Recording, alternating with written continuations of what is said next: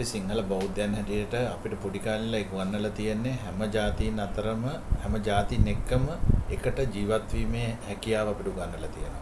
ඒ විතරක් නෙමෙයි අපි ජාතීන් වුණත් අපි හැමෝම කල්පනා කරන්න ඕනේ අනිකුත් ජාතීන්ගේ අයිතිවාසිකම් ආරක්ෂා කරන ගමන් තමන්ගේ අයිතිවාසිකම් ආරක්ෂා කරන්න. අපි ක්‍රීඩකයෝ හැටියට මට මතකයි අපි ක්‍රිකට් ක්‍රීඩා කරනකොට මුත්තය මුරලිදරන් කියන්නේ දෙමළ ජාතිකයෙක් කියන හැඟීම මම හිතන්නේ අපි ක්‍රීඩකයන්ටවත් මේ රටේ කිසිම කෙනෙකුට තිබුණයි කියලා. මොකද මුරලිදරන්ට ප්‍රශ්න ඇති වෙන වෙලාවේ මේ රටේ සියලුම දෙනා එක්කහුවලා මුරලිදරන්ව බේර ගන්න හැදුවා. ඉතින් මෙවැනි දේවල් තමයි අපිට උදාහරණ වලට ගන්න පුළුවන්. අපේ සියලුම ජාතීන් එකතු වෙලා තමයි හැමදාම මේ රට දියුණු වුනේ. මට මතකයි අපේ ඉතිහාසයට ගියොත් මේ රට නිදහස් කරගන්න යනකොට අපේ සිංහල ජාතික නායකයින් එක්ක ද්‍රවිඩ ජාතික නායකයන් මුස්ලිම් ජාතික නායකයන් මේ සියලු දෙනාම එක්කහුවලා තමයි මේ රට නිදහස් කරගත්තේ.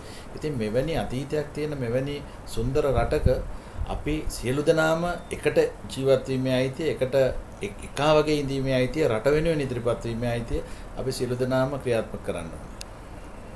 මම අර්ජුන රණතුංග